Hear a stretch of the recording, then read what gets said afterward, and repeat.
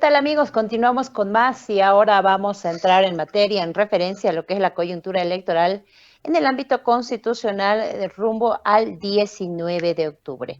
Para eso voy a dar la bienvenida al abogado constitucionalista William Vascope, que nos acompaña en esta jornada. ¿Cómo está, doctor? Bienvenido. Vanessa, ¿cómo está? Un gusto, buenos días. Saludarla a usted y a toda la gente que le ve y le escuche. Doctor, para nosotros es un placer y más aún teniendo en cuenta que estamos a poco tiempo de lo que va a ser el balotaje este próximo 19 de octubre. Dos partidos en camino, hablamos por un lado del PDC y por el otro Alianza Libre. Dos partidos que tienen como líderes por un lado a Rodrigo Paz, Edman Lara y por el otro a Tuto Quiroga y JP Velasco. ¿Cuál es la alusión que usted tiene en referencia a que estos ambos partidos están llegando al 19 de octubre en medio de una guerra sucia, entre comillas, cuestionada por varios sectores? Bueno, esa es la política, pues, Vanessa. O sea, más allá que se diga guerra sucia o no, esa es la desencarnada realidad de lo que se hace en campaña política por la lucha de la presidencia. Y obviamente son dos siglas que están pugnando, pero no son propiamente partidos políticos estructurados, ¿no? Son solamente liderazgos que de alguna forma se han visibilizado y han tratado de estructurar un conjunto de organizaciones alrededor de posiblemente un programa y que están tratando de ganar las elecciones y cualquiera de los dos puede llegar al poder. Sin embargo, ya está dado el Parlamento, ¿no, Vanessa? La mayoría lo tiene el PDC, en una mayoría en el Senado y en la Cámara de Diputados, al igual que en segunda fuerza la tenemos a los de Libre, que es de Tuto Quiroga, pero que más adelante van a tener que complementarse con el tema de ciertos acuerdos, negociaciones políticas, porque es necesario que tengan que llegar a un acuerdo porque no tienen mayoría absoluta menos 2/3 y para ciertas decisiones políticas trascendentales van a necesitar hacer mayoría simple o en su defecto van a tener que hacer los 2/3 para designación de altas autoridades, por ejemplo el tema de la Contraloría General del Estado, como por ejemplo un titular ya no interino, sino una persona, autoridad designada en el Banco Central o un inmediato presidente de yacimientos que es por 2/3. Entonces hay cosas importantes que van a tener que negociar.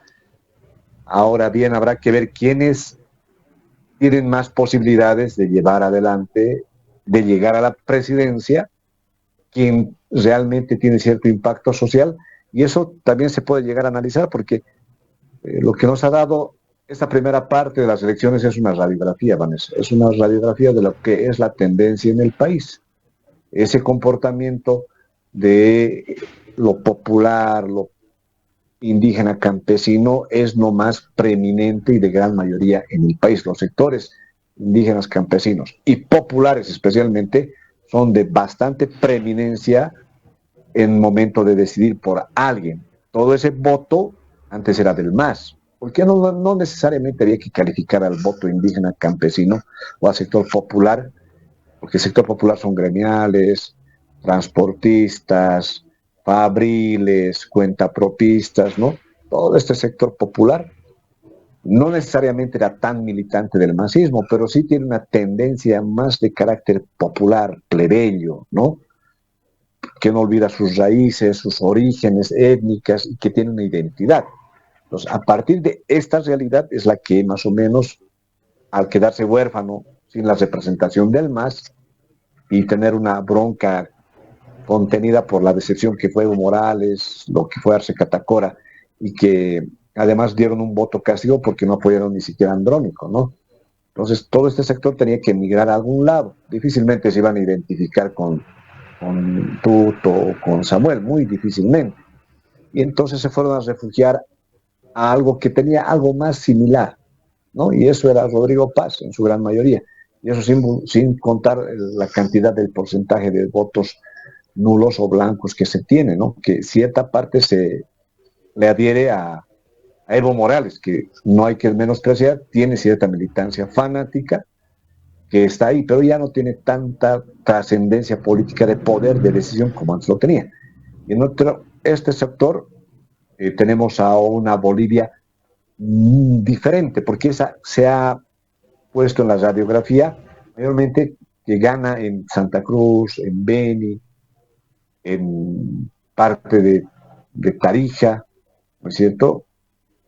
Pero no va más allá. El occidente es el que predomina. Entonces, esto es una primera radiografía. Ahora, reitero, Vanessa, habrá que ver cuál de estas dos propuestas o dos liderazgos, entonces Rodrigo Paz y Tuto Quiroga, va a tener nuevamente el apoyo para que llegue a la presidencia. Bien, hablemos ahora un poco del discurso. En primera instancia, por ejemplo, tomamos los discursos que ha dado el candidato a vicepresidente Edman Lara. En primera instancia se hablaba de una promesa electoral de 2.000 bolivianos para incrementar la renta dignidad, bajó a 850. Posteriormente ahora habla de 500 bolivianos. ¿Cómo se califica este tipo de discurso que brinda la sociedad, tomando en cuenta que varios sectores ya habían hecho el pronunciamiento correspondiente en referencia a este tema? Por ejemplo, el sector jubilados, que hablaba de promesas electorales y que ahora obviamente cambia de discurso de semana en semana. ¿Cómo se califica eso de manera constitucional o jurídica? Porque estamos hablando también de promesas electorales que la población está conociendo. No tiene que ver nada ahí el tema constitucional o jurídico, ese tema de propaganda o de propuesta política, Vanessa. O sea, eso descartemos, ¿no? O sea, no tiene que ver absolutamente nada. Es propuestas políticas que pueden ser reales o irreales. Eso la ciudadanía va a tener que calificar. Usted entenderá que en este momento el país está en una situación de déficit fiscal muy profundo. Hay un despilfarro que ha dejado el movimiento al socialismo. Hay un despilfarro profundo. Y muy difícilmente se va a sostener cualquier política de carácter social que se quiera hacer, porque el próximo gobierno tiene que entrar a ver cosas muy duras que las va a dejar este gobierno. Y este gobierno nos va a dejar, obviamente, sin dólares, con la subvención de la gasolina y las colas, así como del diésel, con el precio de la canasta familiar que se ha disparado por los cielos y un desempleo galopante, ¿no? Entonces, el gobierno que entre no va a tener la billetera que tuvo el MAS en 2005. El MAS, cuando entró al poder, Vanessa, usted recuerda, entró con la billetera bien llena y servida porque estaban los pozos de gas descubiertos por los neoliberales, los gaseoductos terminados, los contratos ya firmados con Brasil y Argentina para vender, y se tenía las reservas de los pozos de gas. Se estimaba que inclusive se tenían 24 probables TCFs y 25, 26 probadas o algo por ahí. Pasados los años, cuando el MAS estuvo, lo que se tuvo de cierto era que solamente eran 9 TCFs. Pero asimismo creo que hoy tenemos menos de 2 o 1 TCF solamente, y ya van a terminar los contratos. Y entonces, hoy en día se ha despilfarrado toda esa bonanza del gas, y el gobierno que entre tiene que tomar medidas muy duras porque van a mantener la subvención de la gasolina en 3 bolivianos con 69 centavos, cuando en realidad lo razonable es que tendría que subir la gasolina, nos guste o no nos guste, porque nosotros no somos productores de gasolina ni de diésel, pues. Nosotros importamos casi el 45% de gasolina porque no nos abastece lo poco que producimos. Y se necesita, y más, creo que el diésel el 70-80% de lo que importamos. Entonces, ¿con qué dinero usted cree que vamos a comprar? Entonces, muy difícilmente que se puedan cumplir promesas de decir, hay un bono para esto, un bono para aquello. Claro, la gente quisiera bonos, pero no es lo ideal. El bono es como dar un regalo a cualquier ciudadano por alguna situación, pero esa plata, ¿de dónde sale, Vanessa? Eso tiene que entender la gente de los sectores populares. El Estado no puede ser un Estado asistencialista, paternalista toda la vida, porque ahora ya ni tenemos el gas para vender. El MAS no se ha ocupado en buscar otros pozos de gas, y lo único que ha hecho es ahuyentar las inversiones extranjeras, y el gas que teníamos lo han dilapidado los recursos en elefantes grandes, ¿no? Elefantes blancos. Y entonces yo creo que los candidatos tienen que tener mayor responsabilidad de poder emitir ciertas propuestas, porque llegado el momento también les van a pedir que cumplan esas propuestas. Y la gente va a pedir en la medida de lo que se ha prometido. Entonces, los números no nos dan y la gente también tiene que entender que no hay dinero en este momento para que el Estado sostenga varios bonos a futuro. ¿No es cierto? El bono Juancito Pinto se podía sostener, habrá que ver si realmente va a continuar el bono Juancito Pinto o los otros bonos de la renta dignidad, porque esto creo que es por parte de ciertos recursos económicos, pero y si no hay el dinero y los fondos, ¿cómo vamos a hacer para sostener todo aquello? Entonces creo que los candidatos tienen que tener más criterio para realmente proponer ciertas cosas que sean de impacto social, ¿no es cierto? Entonces, en este momento no nos da la billetera, el Estado no tiene dinero, Vanessa, y eso hay que tomarlo como en la familia. Cuando en la familia el padre está desempleado y la madre es la única que sale a vender y trae lo necesario para la comida, no creo que un fin de semana todos quieran irse después al cine, ¿no es cierto? Porque no hay dinero para ir al cine como cuando el padre y la madre trabajaban.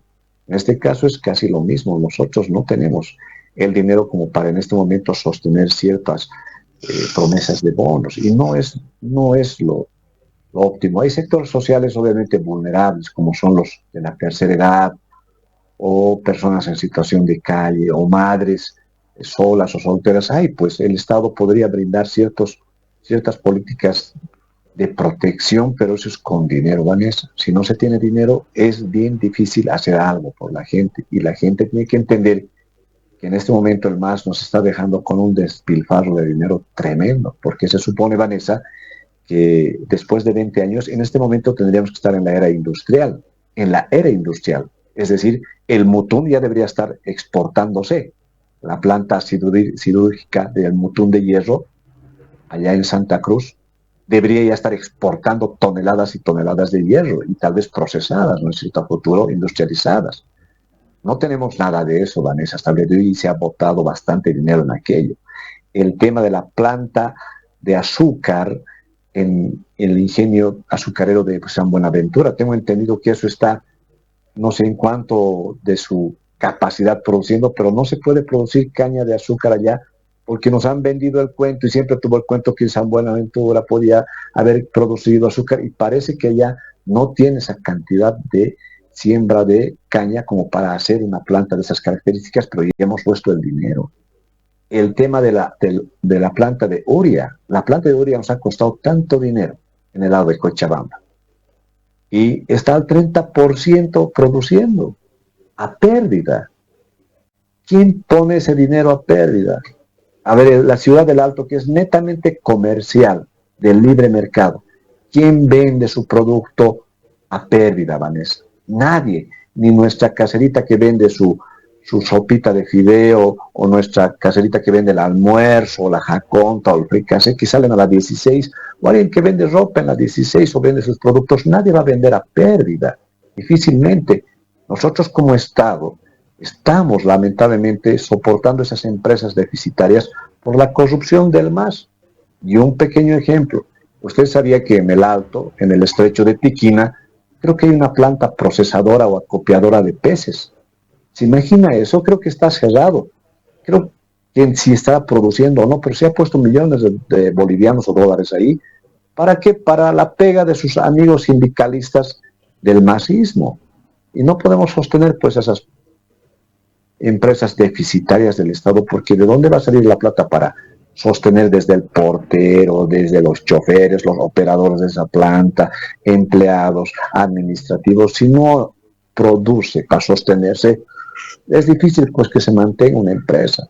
Entonces creo que también la gente tiene que entender que en estos tiempos va a tener que aplicarse ciertas medidas bien duras que nos van a tener que doler. Por eso que no es bueno, Vanessa, que nuestros futuros candidatos, o sea, los candidatos y nuestros futuros gobernantes vayan a estar ofreciendo cosas que tal vez no cumplan y después la gente les va a cobrar la factura, Vanessa. Exactamente, y lo malo es que ya lo hicieron y obviamente gran parte de la población lo conoce. Lo cierto es que hay ciertos temas como el que mencionaba, el tema del Mutum, el tema de los pozos de gas, el tema del litio, temas tan importantes que deberían darse amplia de alguna manera también importancia en referencia a las propuestas de campaña y que la gente conozca también qué se va a hacer con estos temas en el próximo gobierno. Hablemos ahora de la conformación de la nueva asamblea. Se conoce que hay cargos acéfalos en diputaciones por el lado de Potosí, Tarija, en relación al partido, por ejemplo, PDC. ¿Qué figura legal representa esto? ¿Qué se tiene que hacer en caso de que, obviamente, han ganado la mayoría absoluta, pero no se tenga candidatos o representantes en estos sectores? Bueno, yo estoy con la misma incógnita que usted, Vanessa, y eso el Tribunal Supremo Electoral tendrá que respondernos. Yo en este momento no hay una salida de carácter jurídica porque nunca se ha pensado, y no está tampoco en la ley del régimen electoral, respecto a si hubiera vacíos en ciertas candidaturas. Y eso tendría que el Tribunal Supremo Electoral, nacional o departamental, tendría que estar respondiéndonos cómo vamos a hacer en esos casos que no se han inscrito candidatos o quién es el inmediato que sube. Yo no tengo entendido, o alguien del Tribunal Supremo Electoral que nos tendría que absolver aquello. Lo cierto que la sorpresa ha sido el PDC, porque nadie se veía que podía capitalizar toda esta situación, pero lo ha hecho. Hay gente que ni pensaba entrar al Parlamento y ha ingresado como senador. Por ejemplo, aquí en La Paz, el PDC ha obtenido tres senadores, si mal no recuerdo, y solamente uno los de Libre. Imagínense toda esa fuerza que era la del masismo que captaba se fue con el PDC. Entonces, la lectura política de eso es que hay pues una tendencia de sector popular, plebeyo, que quiere empoderarse nuevamente. Pero ya en el tema de decir qué escaños habrá, desconozco, Vanessa, totalmente. No sé qué sucederá. Lo que sí sé es que el Parlamento, tanto la fuerza de Rodrigo Paz y la fuerza de Tuto Quiroga, van a tener que sentarse en algún momento para negociar la designación de altas autoridades a futuro o aprobar ciertos créditos, aprobar ciertas normas o leyes que salgan o aprobar ciertos presupuestos que necesita el gobierno, y eso es con pactos políticos. Y la gente también no tiene que asustarse porque la política, el tema de la política y el poder es sentarse a negociar, porque son intereses, y esos intereses son dinero a veces, pues el dinero público para una obra, para una gestión, para alguna región. Entonces, lo más civilizado que se ha pensado en esta democracia de carácter de corte liberal, porque un voto es un ciudadano, ¿no? Se ha indicado que las mayorías son las que mandan, pero se respetan a las minorías. Pero esta no es tanta minoría, es la segunda fuerza importante, Vanessa, la que tiene el señor Tuto Quiroga, sin menospreciar.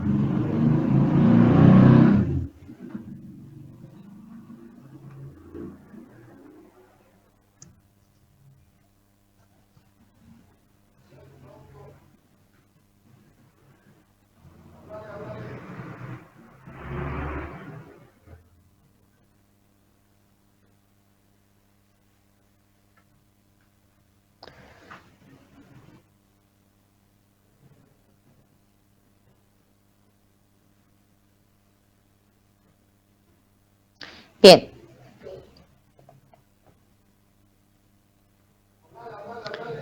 Doctor, tenemos un problema con el audio. Hemos perdido su audio, doctor.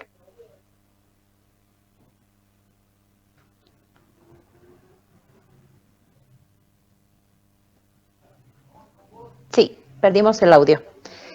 Bien. Importante lo que mencionaba el abogado constitucionalista Williams Vascopé en referencia a este tema. Ahora sí, hemos retomado el audio. Doctor, ya para culminar, hablamos un poco acerca del órgano judicial, el tema de la justicia en nuestro país. Hablábamos de una nueva conformación de la Asamblea Legislativa, por un lado. Hablamos ahora todavía de autoprorrogados dentro de lo que es la justicia. Se habla de elecciones. ¿Qué es lo que debería hacer la nueva Asamblea? Porque con las últimas determinaciones que ha tenido la justicia en nuestro país, se ha hablado, por un lado, de justicia independiente, entre comillas, por otro lado, de una justicia que se quiere congraciar con el nuevo gobierno entrante. ¿Qué es lo que se debería hacer en estos casos desde la Asamblea? Mire, no solamente la Asamblea, Vanessa, no se concentren solamente en lo que haga la Asamblea, porque no hay 2/3 ni hay simple mayoría y tienen que pactar. Veamos lo que va a hacer el Poder Ejecutivo y el Tribunal Supremo de Justicia para eh, realmente darle institucionalidad a la Administración de Justicia, porque esta justicia realmente es corrompida, corrupta y además está vendida al gobierno de turno. Eso hay que entenderlo, Vanessa. O sea, entra Evo Morales y todos los jueces sonriendo al gobierno de Evo Morales. Sale Evo Morales, entra Yanineñez y sonriendo a Yanineñez. Entra Arce Catacora, se ponen a la orden de Arce Catacora. Entonces, si se da cuenta, todos estos funcionarios judiciales, jueces, fiscales, vocales, secretarios, toda esa gente tendría que salir del Poder Judicial en un 80%, porque casi esa mayoría ha sido puesta a dedo por el masismo, sea por un padrino sindicalista, por un ministro, viceministro, un dirigente, pero el masismo ha copado todo este sector de la justicia y esta justicia no es ya garante. Hasta los mismos masistas que ya están saliendo del poder los van a encerrar de la manera más injusta e inhumana este poder judicial que se prostituye al gobierno de turno. Entonces, creo que el próximo gobierno, el Poder Ejecutivo y el Legislativo con el Poder Judicial pueden elaborar un proyecto de ley transitorio para que se convoque a nueva gente que sea meritocrática para entrar a los cargos de jueces, secretarios, vocales, auxiliares, todo, y también fiscales, y en un año se puede ir cambiando. En un año se puede ir cambiando, Vanessa, ¿ya?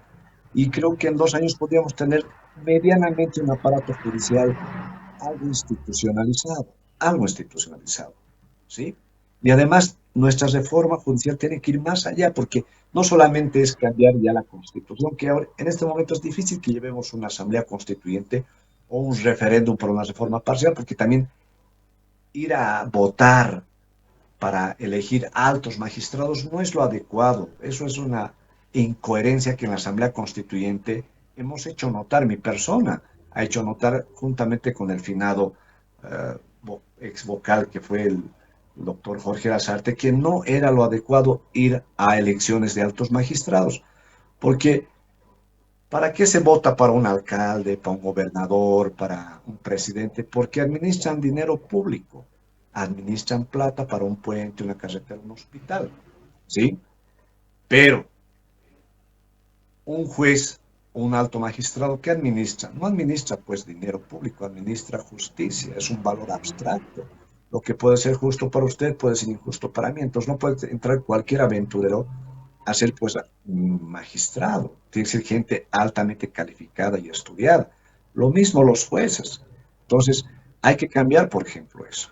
¿Sí? Y el 80% con una ley transitoria se puede sacar a varios funcionarios. Y es más, el Tribunal Constitucional de los autoprorrogados, esos 5 sujetos que están inconstitucionalmente ahí, prorrogándose, podríamos sacarlos con una ley corta que cesen sus funciones de manera inmediata y que permita que los 4 magistrados nuevos electos puedan entrar a hacer quórum para el Tribunal Constitucional y a los autoprorrogados cesados porque son un peligro.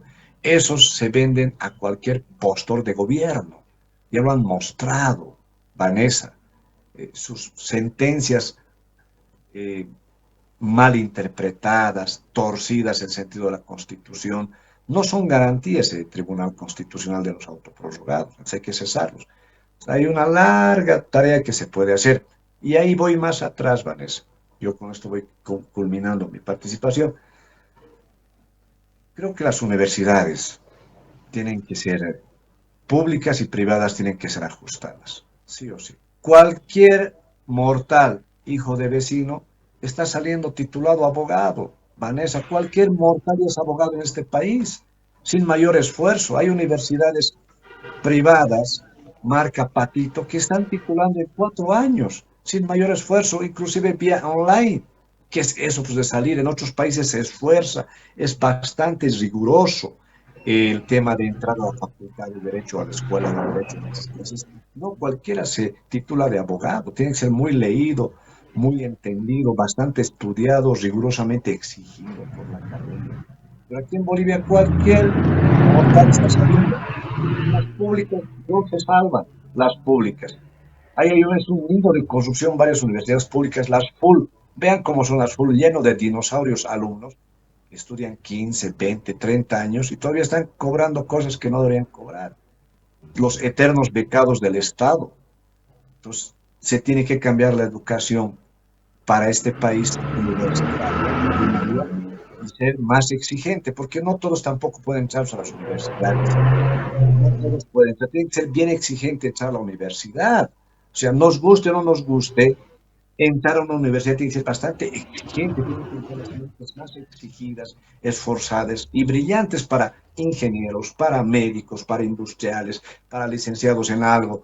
Pero tiene que ser así de exigente, porque si no todos se titulan sin mayor esfuerzo y se satura con mediocres profesionales el mercado. Y un país sale adelante con educación, pero exigente. Vean si no la potencia de los japoneses, cómo es ese país con tecnología. O vean a los gringos, pues, porque son una potencia mundial y militar. ¿Será porque sus universidades reciben a todo el mundo? No, reciben a las mentes más brillantes, a los más exigidos, por eso son pues potencia.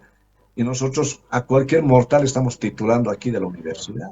Pues imagínense, hay que cambiar todo en este país y eso puede ser el nuevo gobierno pactando con una nueva ley de universidades y cerrar varias facultades de derecho, varias facultades que ya no se necesitan. En este país lo que necesitamos son técnicos, técnicos superiores de investigación, de industrialización, de eh, ciencia, ¿no es cierto? Varias de esas cosas. Y hemos saturado el mercado en este país de ciencias sociales. Entonces, hay cosas que se pueden cambiar a futuro, pero eso ya con voluntad política, Vanessa. Bueno, interesante postura, doctor. Sin duda alguna, el próximo gobierno tiene una amplia tarea a la cual tiene que atender en diferentes sectores y sin duda alguna, usted lo decía, hay que hacer el seguimiento correspondiente. Y por supuesto que los medios también estarán ahí. Doctor, muchísimas gracias. Espero tengamos un segundo encuentro porque el tiempo es corto y aún queda muchísimo por conversar y analizar. Gracias, doctor. Permiso. No, Vanessa, a usted con el mayor gusto, cuando mi tiempo también así me lo permita. Hasta pronto. Gracias. Bien, amigos, vámonos a una pausa en el Defensor Social y enseguida retornamos.